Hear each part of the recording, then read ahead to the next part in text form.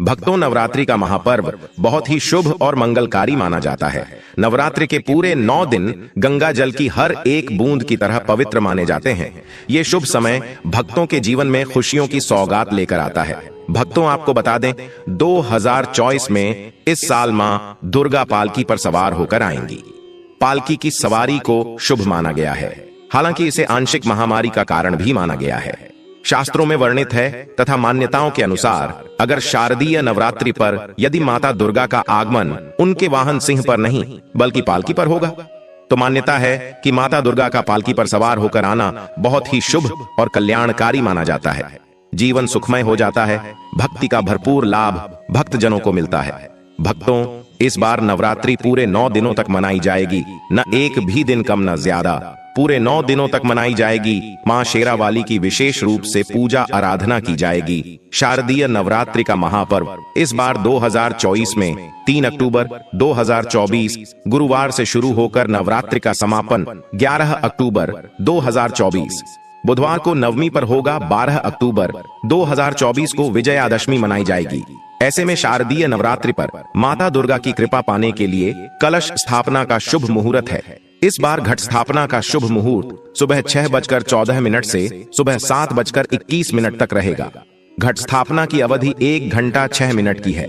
घट स्थापना का अभिजीत मुहूर्त सुबह 11:45 से दोपहर 12:33 तक रहेगा।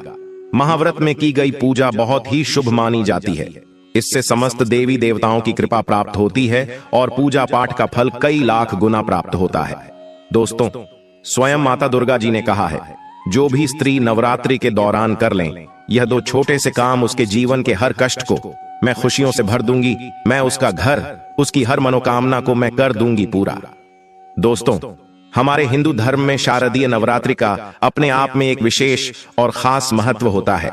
वैसे तो एक साल में 4 नवरात्रि आ पड़ती है और हर नवरात्रि में माता दुर्गा जी स्वर्ग से धरती पर वास करने आती है, परंतु शारदीय नवरात्रि में माता दुर्गा जी पालकी पर धरती पर वास करने आती है। ध्यान रखिएगा, वेद पुराण में साफ साफ लिखा हुआ है, जब भी माता रानी की धरती पर वास करने आती है, उन्होंने सिंह को वाहन के रूप में ना लेकर के पालकी को अपने वाहन के रूप में लिया हुआ, तो यह धरती के लिए बहुत ही शुभ संकेत होता है और ऐसा समय भक्तों के जीवन में खुशहाली लेकर के आता है।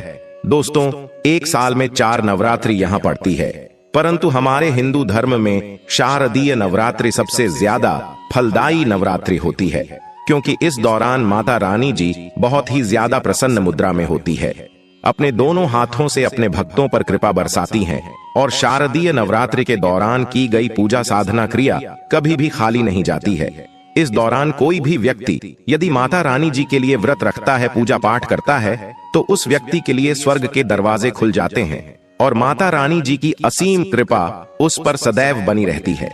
दोस्तों, शास्त्रों में वर्णित है कि शारदीय नवरात्रि के दौरान यदि कोई भी इंसान माता रानी जी की विधि विधान से पूजा पाठ कर लेता है, तो उस व्यक्ति के जीवन का हर कष्ट, संकट, विघ्न, बाधा जड़ से नष्ट हो जाता है और माता रानी जी के आशीर्वाद से उस व्यक्ति के जीवन में उसको धन, सुख, वैभव, ऐश्वर्य की प्राप्ति होती है।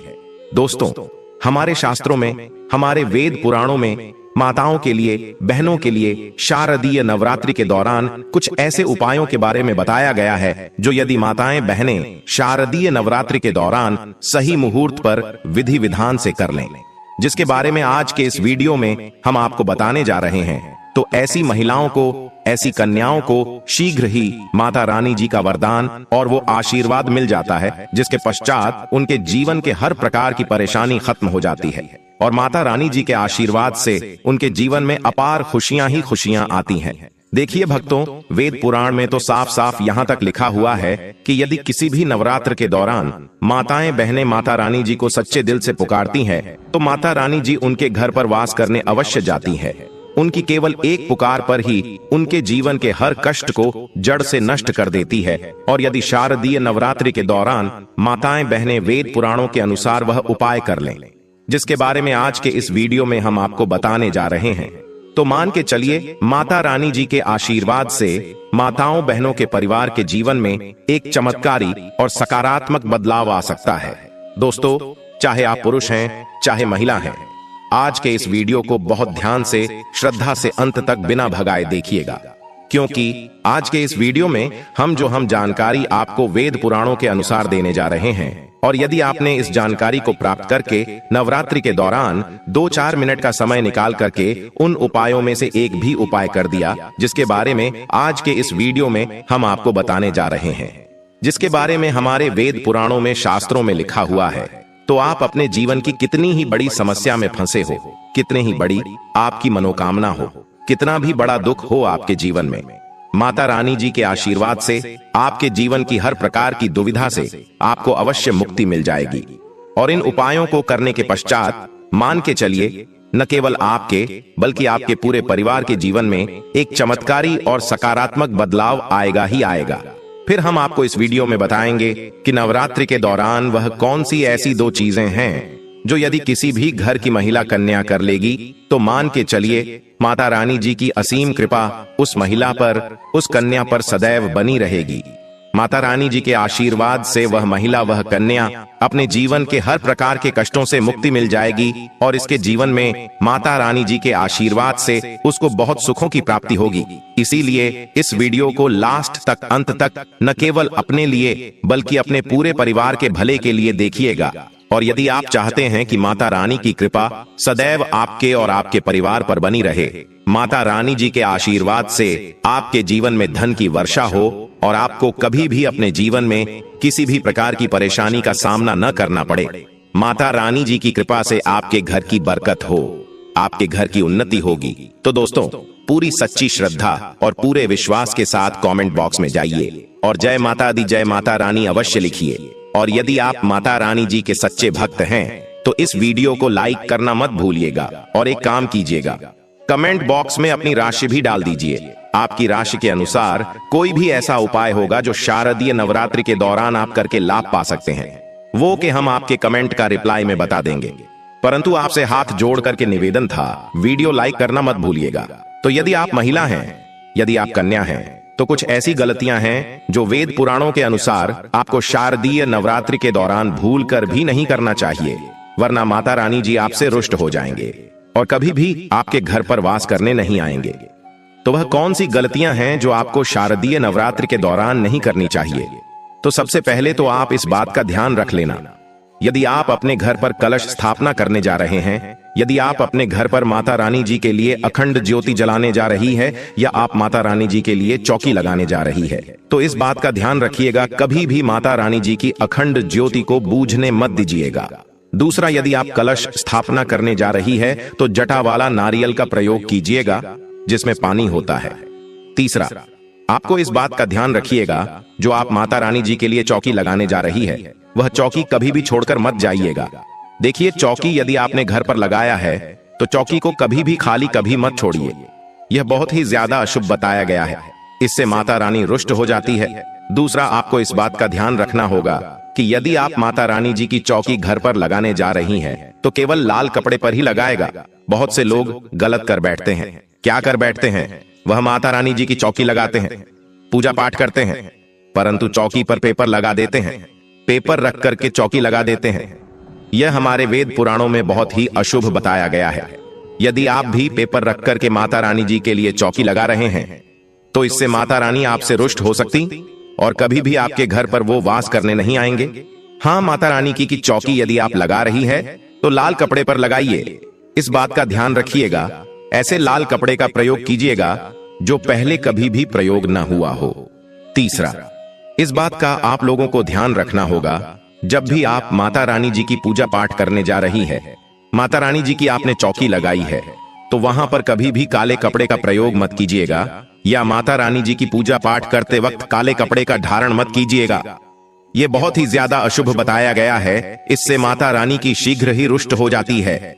देखिए भक्तों, इस बात का आपको ध्यान रखना होगा कि आपने इस नवरात्रि के दौरान 9 के 9 दिन का व्रत रखा हुआ है, तो 9 के 9 दिन में आप लोगों को माता रानी जी के 9 अलग अलग स्वरूपों को, अलग अलग प्रकार के फल को अर्पित करना होगा। माता रानी जी के 9 अलग अलग स्वरूपों को आपको अलग अलग प्रकार के फूल अर्पित करना होगा, क्योंकि माता रानी जी की 9 अलग अलग स्वरूपों की पूजा पाठ की जाती है इस नवरात्रि के दौरान।